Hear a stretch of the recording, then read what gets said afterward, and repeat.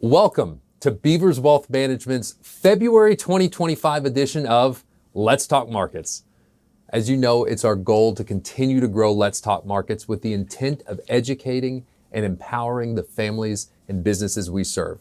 So if you know of anyone who may find this information valuable, as always, please feel free to share it with them. Now, as we kick off the second month of the year, which I can't believe we're already through the first month of the year, we're diving into some key updates that should shape the landscape for investors in 2025. From new policies in Washington to shifting market dynamics, man, there's a lot to consider today.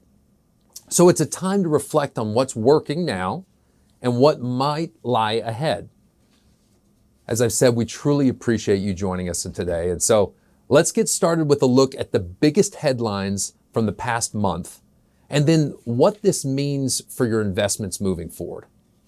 And so let's first start talking about it. We know over the course of the last 30 days, what's happened?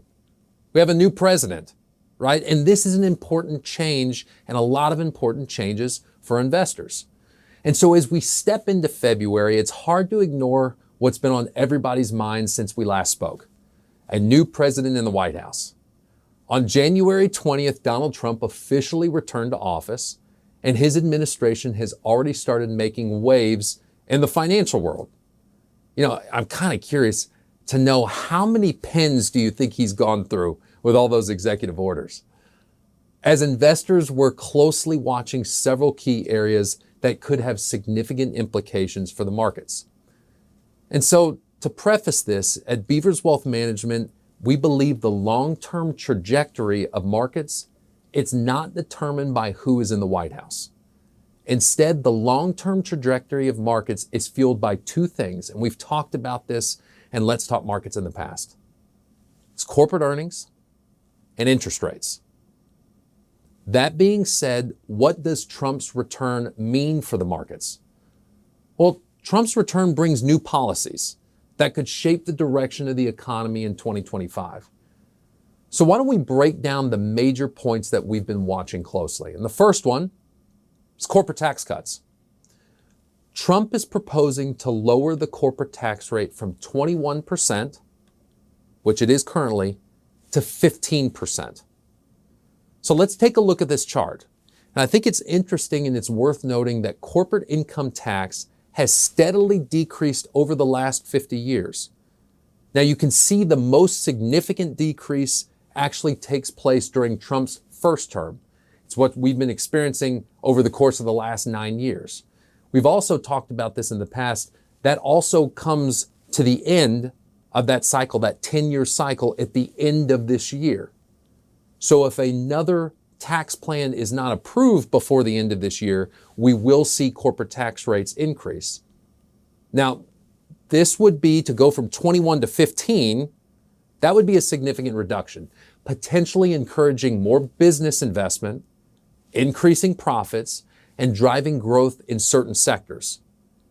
Now, it's a policy many investors, they're eager to see, as it could lead to what? A more favorable market outlook. But why is that? Corporate earnings have been resilient, with the S&P 500 growing by 25% in 2024. Honestly, this tax reduction could further support such growth, especially in industries benefiting from lower operating costs. So that's number one, corporate tax rates. Number two, y'all might have heard about this with everything going on, but it's all about tariffs and trade policies. Now, tariffs have been a long-standing tool in the trade negotiations, and the tariff situation has been a major talking point currently under the Trump administration. Now, on one hand, the potential for reshoring U.S. manufacturing, for example, could benefit domestic industries, specifically in sectors like automobile manufacturing. As noted by industry experts, U.S. companies have already ramped up production of electric vehicles, which could be a significant beneficiary of tariffs on imports, right? Think about it. Tesla, for instance, has seen a 35% increase in production since the start of 2024, a sign that reshoring efforts could be effective. And we know where Teslas are made, right? Here in the United States. It's important to note revenue generated from tariffs could be used to fill the revenue gaps from, say, a reduction in the Social Security tax, which has been something that has been talked about at this administration. Now, on the other hand, higher tariffs could disrupt global supply chains and create some short-term volatility in the stock market. Remember, they increase the cost for businesses and ultimately for the American consumer. One of the clearest examples of this is the impact on auto parts manufacturing. So let's take a look at this graph. I think this is interesting because you get to see the transition from a single capacitor, right? Let's look at this journey. A small but essential component in current modern day vehicles. So it starts in Asia, where a US company imports it, it immediately faces a 10% tariff, right?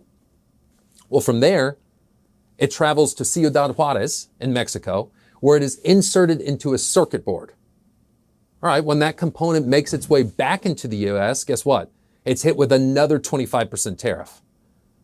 This process continues as the circuit board then moves to Canada, where it is integrated into a car seat, before returning once again in the US for final assembly in the vehicle. And guess what? It triggered another 25% tariff. So by the time this capacitor has completed its journey through the North American supply chain, it's accumulated a 60% tariff burden. Obviously, this drives up the cost for manufacturers and then ultimately the consumer. This is precisely why the stock market reacts negatively when tariff policies escalate, as we saw at the beginning of this month. Now, trade wars as a general rule tend to hurt the economy more than they help. But I think it's also important to note that President Trump appears to be using tariffs primarily as a negotiation tactic. Maybe the goal isn't necessarily to keep them in place long term, but by imposing tariffs, the US can pressure other countries into making concessions, which in theory should lead to a more favorable trade balance, as we have recently seen with Mexico and Canada. This situation is one that we are constantly and continuously monitoring as it is evolving rapidly. And so, what do we make of all of this? Look, there's a lot to digest here. And if we know one thing for sure, it's as investors, it's that markets, I've said this before, hate uncertainty. These policies, as they continue to evolve, will create both opportunities and risks. But for now, it's important to stay focused by objectively analyzing these events as they unfold and not getting too caught up in the noise. And it's easy to do that. Let's remember, long-term growth isn't about the short-term fluctuations. It's about the underlying drivers that continue to shape the market. All right. Now let's go beneath the headlines, right? What are the actual long-term drivers of market growth? Well, while these policy changes have dominated the headlines, we cannot forget the broader factors that continue to shape the market's long-term trajectory. So amid all the noise that's been going on, it's inflation, it's interest rates, it's corporate earnings, and a sector rotation. These are the major factors that have inflation and have significant lasting implications for investors. Like number one, inflation. It's the key concern for everybody, right? As price pressures persist despite the Fed's actions. And like you can see, as the latest data shows, inflation has ticked up slightly to 2.9% in December of 2024, driven by higher food and gasoline prices. I don't know if y'all have seen eggs recently. Whew, it ain't pretty out there. But the idea is some of that has to do with the supply issue and the bird flu and other things we've talked about before. However, the core inflation rates, excluding volatile, what we consider the food and energy prices, it showed slight signs of easing. This is positive. Core inflation, as you can see here. This means that while inflation, it is still present, it's not necessarily spiraling out of control as it was a number of years ago. And as investors, we must continue to monitor these numbers as inflation affects the real purchasing power of every single American, which in turn impacts corporate earnings and stock market valuations. All right, inflation, number one. What's number two? Interest rates, right? We always talk about interest rates on Let's Talk Markets. So what now? On the interest rate front, the Federal Reserve's stance on rates, they're going to play a pivotal role in shaping the investment environment for this year in 2025. So the Fed paused interest rate cuts in their meeting at the end of January. Inflationary pressures in a tight labor market suggests that rates could remain elevated for the time being. Does that sound familiar? Sounds like what we've been talking on Let's Talk Markets over the course of the last 12 months. Remember, I think early last year, the average analyst was talking about 6, 7 rate cuts before the end of last year. And we only really saw 2. And now the thought is, well, okay, that may be even slower than what we anticipated, right? We know this could lead, higher interest rates could lead to slower economic growth and less favorable conditions for high growth stocks, especially in sectors that are sensitive to borrowing costs like real estate and technology. However, it may also be positive for value stocks, as remember, higher interest rates can make bonds and other fixed income assets more attractive. Now, I think this graph is really interesting that I'm going to show you here. It's from Deloitte. It's their most recent projection. And it actually says there's a 20% chance rates actually increase this year. Remember, we talked about that as a possibility last year when the probability was almost zero and everybody was talking about significant rate cuts. Well, now this conversation, given the Fed's actions, has now become a little bit more commonplace, seeing that these particular projections show a 20% chance and rate increases. Okay, talked about inflation, talked about interest rates. Let's talk about corporate earnings. Looking at corporate earnings, which have remained strong in recent years, it's important. You've got to assess how the tax cuts and tariffs might impact profitability in the long run, right? Because they're kind of counteracting one another. Trump's proposals could bolster earnings in the short term, but then the uncertainty around tariffs and trade negotiations could put pressure on certain industries, especially those relying on global supply chains, as we discussed earlier. And then you're also seeing this rotation in the markets, right? One of the most notable trends we're seeing in 2025 is actually the rotation from growth to value stocks. So specifically, the Dow Jones Industrial Average outpacing the NASDAQ. Now, the NASDAQ, as we've talked about for several years, traditionally is the home to high growth stocks, right? NVIDIA, Apple, Tesla. That has been heavily concentrated into a few large tech companies. Remember, we've all talked about this magnificent 7 over the course of the last Let's Talk Markets. However, as we've seen recently, the Dow's broader exposure to value stocks, such as energy, industrials, and financials, that's actually allowed it to outperform in the early months of 2025. Granted, we're halfway through February. So it's important to note because the NASDAQ and the S&P 500's concentration in a small number of tech giants has made it more vulnerable to downturns in those sectors. This is also an interesting graph. Specifically, the aftermath of DeepSeek's release on NVIDIA and its AI-related investments, it's created a ton of volatility, right? As you can see here, NVIDIA stock saw a dramatic fluctuation in the wake of this news. And the broader tech sector became highly sensitive to these developments. Overall, a great looking chart, right?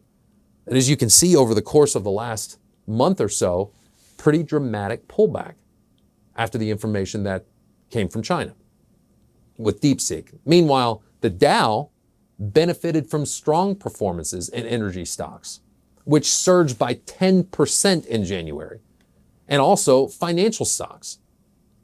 These sectors that are often more stable during periods of economic uncertainty. which is a period that I think we're entering into in 2025. All right, last but not least, one of my favorite parts of Let's Talk Markets, it's Ryan's Market Fact. And this month, he wanted to give us some historical context, which I think you're gonna like. So let's take some lessons from market history, because the question I get from clients all the time is, hey, can this rally continue? We've had an unbelievable 2-year run here, but can it continue? Well, let's give you some history. When the S&P 500 rises 2 consecutive years, it increases in the third year 71% of the time. Pretty good. The average return for that third year after 2 consecutive gains, 9.4%. Not bad. Now, what about, it's been a really, really good 2 years, right? What about when the S&P 500 gains 20% or more for 2 years in a row, as it did in 23 and 24? Well, the index rises the next year 67% of the time. The average return during such a third year is 7%. So you're saying there's a chance. In conclusion, the road ahead in 2025. What's the bottom line for investors? As we start 2025, we're entering a period of transition and uncertainty. And that's driven by both political and economic factors. The tax cuts and lower corporate tax rates could provide a tailwind for markets, particularly in sectors like energy and manufacturing. Now, tariffs may result in some short-term disruptions, which we've talked about, but they could also lead to reshoring of jobs and production, ultimately benefiting U.S. manufacturers in the long term. As the political winds, they shift in Washington, and they constantly do, it's crucial to stay focused on the fundamentals of long-term investing. You got to look for the opportunities, but you also have to be mindful of the risks ahead. And the next few months, they're going to provide more clarity on how these policies are going to impact both the U.S. economy and global markets. Whatever 2025 may bring, Beavers Wealth Management, we're here with you every step of the way. And we're not just here to answer questions or analyze market movements. Our commitment is to work alongside you, ensuring your financial goals stay on track and are adapting as life evolves. Together, we'll face the opportunities and challenges of 2025 with confidence, optimism, and a clear path for the future. If you or someone you know could benefit from a second set of eyes on their investments, we'd love to help. Ensuring that you're on track to meet your financial goals, that's our top priority. And we're here to support you and those important to you every step of the way. As I've said before, we're so incredibly grateful you joined us today, and we encourage you to share this content with anyone you might find valuable. And so, we have the replays of the Let's Talk Markets posted to our new YouTube page. I hope you've had a chance to check it out. There's a lot of content there. And we actually have the video podcast format on Spotify as well. And also on YouTube and Spotify, they're also home to episodes of our podcast Between the Bears and the Bulls. The positive feedback we received from our first few episodes in 2024 has been incredibly encouraging, and we're excited to bring you even more insightful conversations. And honestly, if you have any suggestions on what you'd like to see from us, please let us know, because we want to make sure the content we put out is valuable for you. You got to check out the one that we just dropped on YouTube a few days ago. We actually were able to get my dad in front of a camera and talk a little financial planning. So go check it out. All right, we hope you'll all have a fun celebrating the Valentine's Day that's coming up, and we'll see you next month for March's edition of Let's Talk Markets. But before you go, one last thing. Did you hear what the paper said to the pencil? You're right for me. And don't forget, leave it to Beavers.